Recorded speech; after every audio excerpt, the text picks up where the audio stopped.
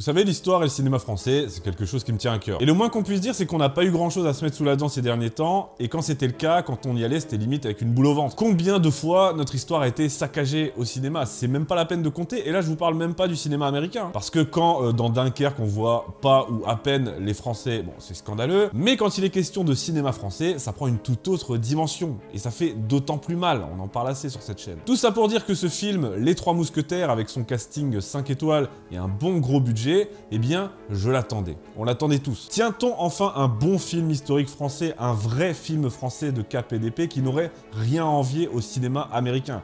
Avouez que ça ferait un bien fou. J'ai hâte de vous en parler, et c'est d'ailleurs ce que je vais faire.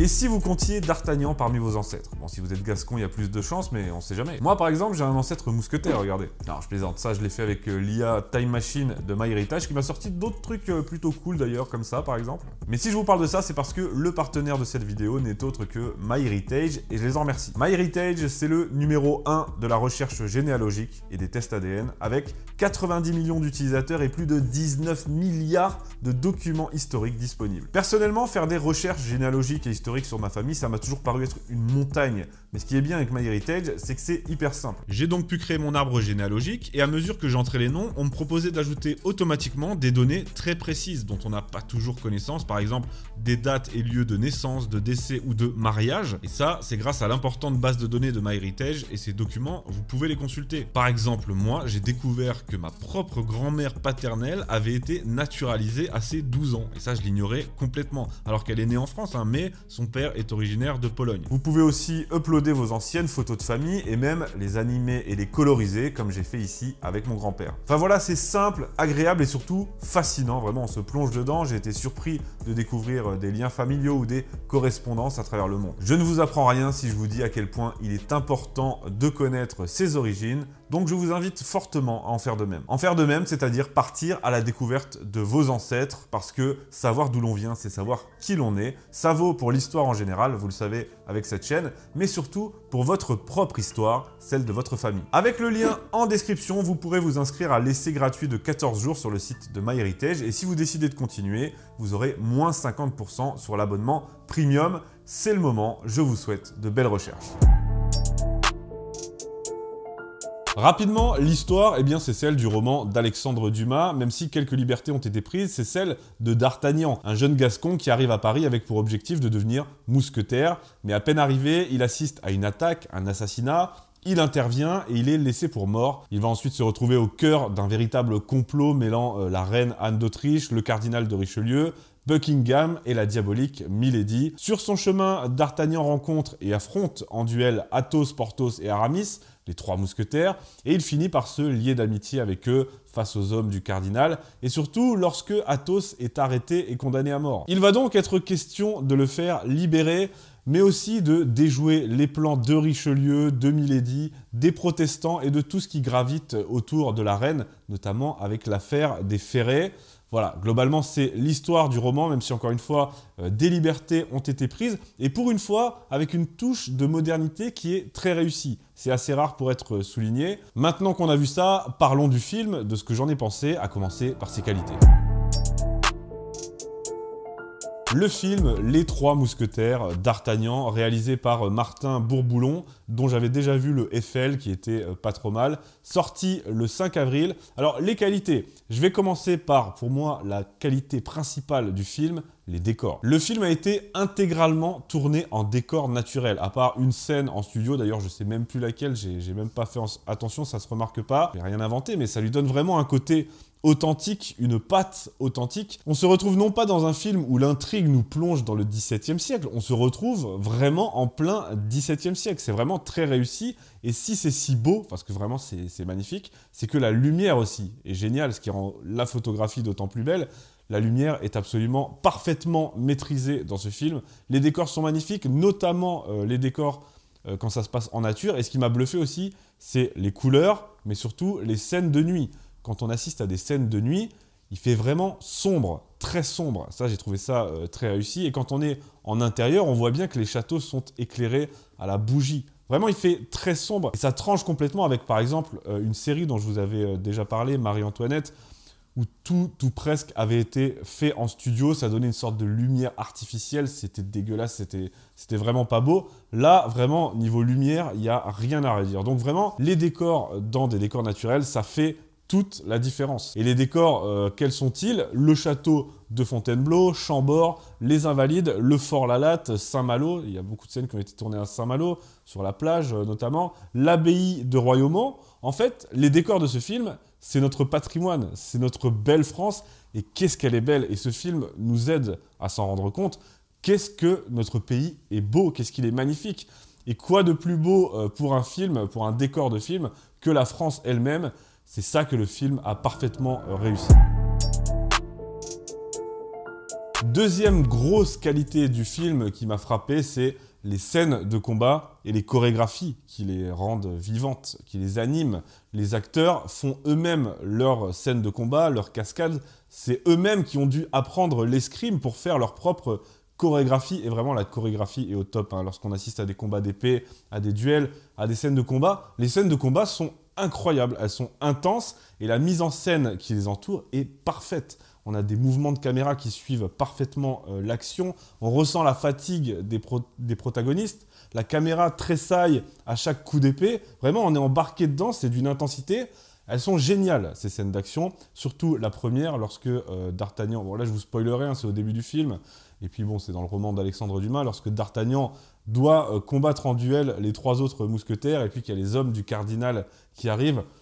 Cette scène est vraiment géniale, et c'est ce qui m'a frappé, en dehors des décors, vraiment les scènes de combat parfaitement réussies. Toute petite parenthèse pour vous inciter, si ce n'est pas déjà fait, à vous abonner à cette chaîne. On a dépassé les 90 000 abonnés, je suis très content. Maintenant, l'objectif, c'est 100 000. Vraiment, j'ai envie de les avoir, ces 100 000, ne serait-ce que pour me la raconter un tout petit peu. Oui, c'est vrai. Mais vraiment, là, objectif 100 000, on n'est pas loin, donc je compte sur vous. Si vous aimez mon travail, abonnez-vous à cette chaîne. La suite. Maintenant, je vais vous parler, après ces 2 grosses qualités que je voulais absolument mettre en avant, je vais vous parler des autres qualités du film. Il y en a beaucoup. La mise en scène, elle est très réussie.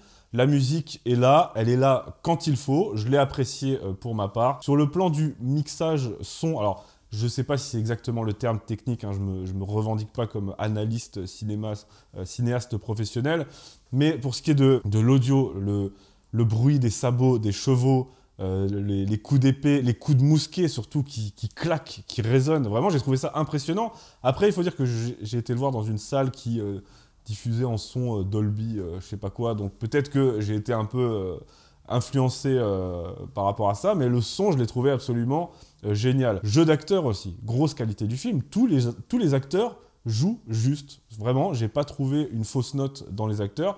J'aime beaucoup D'Artagnan, j'aime beaucoup l'acteur qui incarne D'Artagnan, il joue vraiment bien, il a vraiment cette insouciance gascogne qu'on attend de lui. Louis XIII aussi, l'acteur qui joue Louis XIII, alors j'ai plus les noms en tête, je les afficherai à l'écran. L'acteur qui joue Louis XIII, vraiment au top, très convaincant, parce que Louis XIII, sous la plume d'Alexandre Dumas, c'est vraiment un faiblard. Là, dans le film, on sent vraiment qu'il est faible, mais malgré tout, il y a la majesté royale, c'est quand même le roi de France qui ressort, et donc il y a un certain charisme qui ressort, et l'acteur retranscrit parfaitement ça. Donc un D'Artagnan super, un Louis XIII au top, et vraiment mention spéciale pour Vincent Cassel. Vincent Cassel, formidable en Athos, un Athos torturé, tiraillé par ses démons alcooliques. Formidable, Vincent Cassel. Je l'ai adoré. Il y a un moment, encore une fois, c'est pas du spoil, il est condamné à mort, c'est toute l'intrigue du film. Donc le tribunal lui prononce sa sentence. Et Athos, donc Vincent Cassel, s'exclame « Je pars le cœur léger, la tête droite, et fier d'avoir combattu à vos côtés. Adieu, vive le roi et vive la France. » Vraiment, ça c'est des moments qui donnent des frissons, et son interprétation à Vincent Cassel est géniale, immense acteur. Eva Green aussi qui joue Milady, elle le joue à la perfection, elle est magnifique dans ce rôle. Elle est magnifique tout court, de toute façon, Eva Green. Autre qualité du film, je trouve qu'il y a un très bon dosage au niveau de l'humour et des touches de modernité que le film a voulu apporter, et ces touches de modernité passent par l'humour, notamment. L'humour, c'est pas l'humour de l'époque, mais j'ai trouvé que c'était très bien dosé, ça donne une très bonne ambiance générale, alors que le film est plutôt sombre, voire très sombre par moments, mais la complicité entre les mousquetaires, les petites vannes qu'ils s'envoient, même si elles sont assez modernes parfois, très bien dosées, et je trouve que ça apporte une fraîcheur et une modernité dans le bon sens du terme au film pour une fois. Et en parlant de ça, les dialogues, je vous ai cité tout à l'heure, bon, cette réplique de Vincent Cassel, mais les dialogues sont géniaux. Il y a des dialogues qui sont empruntés soit à d'autres périodes historiques, soit au cinéma. Alors, ceux qui ont été le plus relevés, c'est ce fameux... alors, c'est Richelieu qui le dit dans le film. La reine préfère le déshonneur à la guerre. Elle aura le déshonneur et nous aurons la guerre. C'est évidemment emprunté à Winston Churchill. D'ailleurs, c'est même pas lui qui aurait prononcé cette phrase, mais bon, ça, c'est une autre histoire. Sinon, on a le capitaine de Trévis dans le film qui nous dit « Mousquetaire, vous êtes soldat pour mourir, je vous emmène là où on meurt ». J'en ai relevé une, moi, qui m'a fait beaucoup plaisir et que j'ai pas vu passer dans les différentes critiques que j'ai lues, mais qui m'a particulièrement touché, c'est D'Artagnan au début du film, quand il veut s'enrôler dans les mousquetaires, et il dit d'aussi loin que je me souvienne, j'ai toujours rêvé d'être mousquetaire ». Alors ça m'a fait évidemment penser à l'une de mes répliques préférées de tous les temps au cinéma. Au début des Affranchis, c'est le fameux « As far back as I can remember, I always wanted to be a gangster ». Vraiment, ça m'a sauté aux yeux quand j'ai vu ça, et je pense que c'est pas innocent, même si j'ai pas vu d'autres personnes le relever. En tout cas, moi, grand fan des Affranchis, comme on le voit là derrière, ça m'a fait très plaisir. Donc, les dialogues sont super, et là encore, une touche de modernité, puisqu'on intègre des dialogues modernes, qui est très réussi. Il y a aussi une réplique de Louis XIII, alors qui n'est pas très fort en réplique dans le film, mais justement c'est volontairement moqué. Mais à un moment, alors ça m'a beaucoup plu, il dit, parce que les duels étaient interdits à l'époque, c'est Richelieu qui avait fait interdire les duels, donc il les réprimande, les mousquetaires, même s'il a de l'affection pour eux, ça aussi c'est très touchant. Et Louis XIII leur dit, le prochain qui se bat ira croupir aux galères, je n'y suis jamais allé, mais il paraît que c'est pire que l'Angleterre. Forcément, ça m'a touché, et en plus ça rime. Parlons rapidement de la cohérence historique de ce film, même si ça n'a pas grand intérêt pour une œuvre de fiction qui est celle d'Alexandre Dumas. Dumas s'inspire lui-même librement de l'histoire pour créer ces trois mousquetaires. On sait que les mousquetaires étaient plus une troupe d'élite consacrée à la guerre de siège que tels qu'ils nous sont présentés dans l'œuvre d'Alexandre Dumas. Et d'ailleurs, cette œuvre aussi a contribué à entretenir la légende noire de Richelieu. Mais voilà, ce serait ridicule de parler de ça, des incohérences historiques par rapport à Richelieu, par rapport aux mousquetaires. L'œuvre de Dumas est elle-même inspirée librement, elle est fictionnelle, et le film en fait de même avec l'œuvre de Dumas, dont il s'inspire librement. Donc, encore une fois, avec cette touche de modernité, donc on ne va pas rentrer dans les détails sur la véracité historique pour une fois. Un seul regret, les mousquetaires dans le film n'ont pas leur célèbre casaque bleu à croix blanche.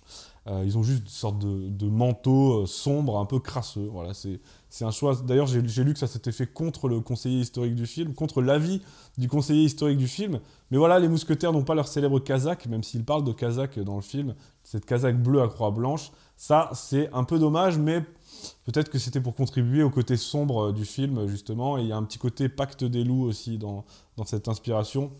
Mais enfin, voilà. Et là, ce que j'ai pu souligner, en revanche, c'est que pour une fois, enfin, on a des mousquetaires qui se servent de mousquets.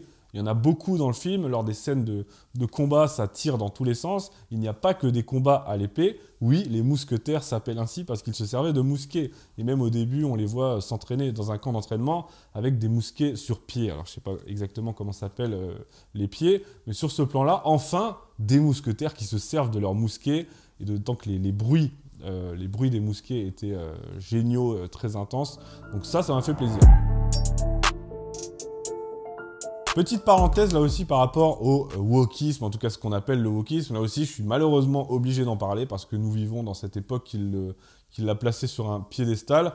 Alors, à part deux petites exceptions à la règle qui sont, je pense, plus des concessions, il n'y a vraiment pas grand-chose à signaler. La plus grande chose à souligner, c'est Porthos, qui est gay dans le film, ouvertement. Enfin, il est plutôt bi, parce qu'à un moment, on le voit avec un mec et une femme. C'est évoqué, c'est montré.